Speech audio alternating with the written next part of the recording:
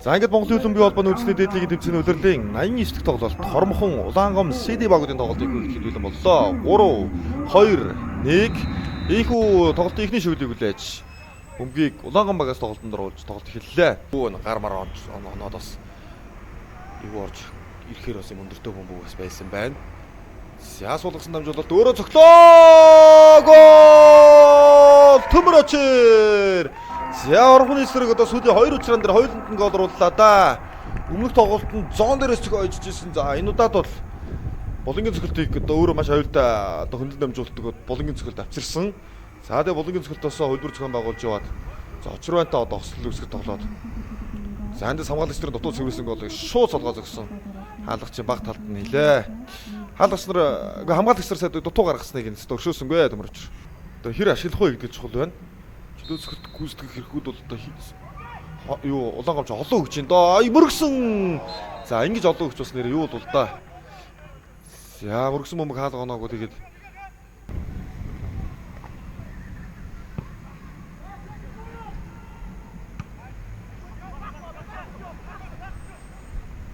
за гой гараад ирсэн зогсоо мөхөрдөө.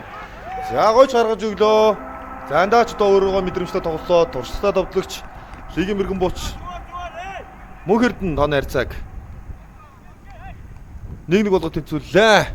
За голыг таахын дахиарууллаа. Батөгийн мөхөрдөн лигийн 2023 оны өдөрлийн мэрэгэн бууч мөхөрдөн чухал тоглолтод чухал гол хийж байна. Оянбатар дамжуултыг өгсөн. Гой орж ирсэн. Мөргсөн. Яа сая гар байж болно шүү. Сая гар хамгийн гол нь хөдөлгөөнтэй одоо үгдгийг санаатай юм хөдөлгөөн байла. Гар оногдох биш. Амарснаа бол одоо туршлагатай хамгаалагч. За одоо би сая гар байж болно шүү гэдээ орсон. Хамгийн гол нь гар хөдөлсөн. Тэ ингээ хөдөлсөн. Энэ яалтч хүлдээ. Нэг айхтар хаалга руу цогч ийсэн ч юм уу гол орж гол ч юм уу момент бишүүлээ шүү дээ. Амарснагийн саний үлдэл ёстой бага өөцөн үлдээлээ. Энэ дээр бол хайр байхгүй шууд 11 л дээ. За цогтыг харъя Наранболд. За Бүүбатар эсрэг гүжрээ цогтоо. Зүүндод болон зогсон. За ингээд эхний үеийн цаг дуусахаас өмнө Хормхон тооны харьцааг 2-1 болгож тэргүүлээд эхэллээ. За багийн мөргэн бууч дээдлигийн тэмцээний бүгд цаг үеийн одоо шилдэг товтлогчдын нэг мөргэн бууч Нямосрын Наранболд тооны харьцааг 2-1 болголоо. За Орбон клубын товтлогч Наранболдын өдрөлийн 11 дахь гол нь энэ гол болж байна. За ингээд хурдан шилжүүлээд бол илүү ашигтай шүү дээ. Нэгэн үрэлтэд тоглолтод гой усан. Цэсар Густаво дамжуултыг хөндлөгдөр яалгандаа хийжлээ. Төгөлдөр автгол ийсэн. За тоглолтын 48 дахь минутанд Улаангом тооны харьцааг тэнцвүүлж байна.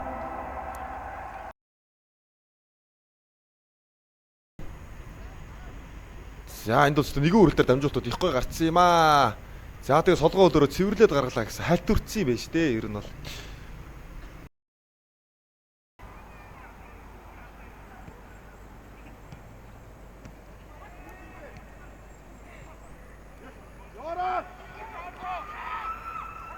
за сөрөг товтлоонд гой гарсан да. Эндээс төгсгөл хийх хэрэгтэй. Өөрөө дуусгасан гол 3-2.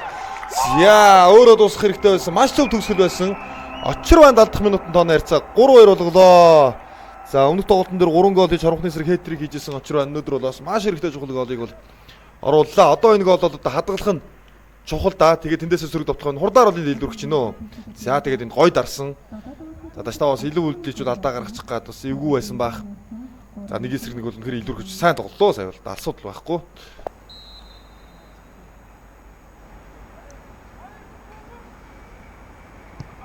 Я тэгсэн хаалгач асан бол маш их зөвхөлт ирсэн. Сайн зөвхөлт байлаа, сайн чаалаа.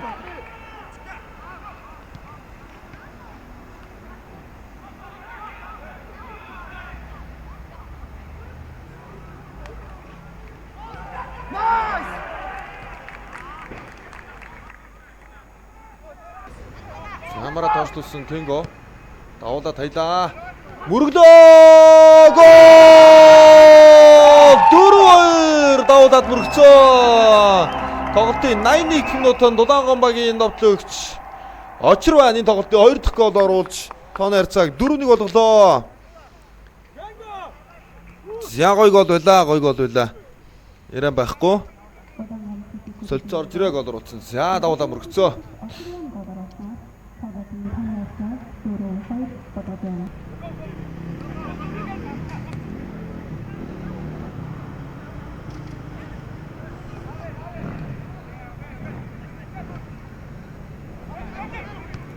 За зүнд гаргаж өгсөн дамжуулалт энэ удаад олж өгсөн. За шүүгч ерөөхдөө цаг дуусна ойлгомжтой биз дээ. За ингээд үндсэн цагт 2-4 ярцаа таагаар. Улаангом Сити баг үсэлтгч олсноор энэ өдрийн 2 дахь хожид 7 тооноогоо авч за Уснэтийн одоо байрлалын дээрээ бичигдэж байсан Орхон багийг маш чухал тоглолтод очсноор ингээд ахлаа. За тэгээд нэмэлт төргийн тоглолтуудын дараах байдлаар одоо энэ хоёрын багийн хоцсон одоо доош унах одоо аюулаас гарах ийм нөхцөл байдалтай байсан. Тэгээд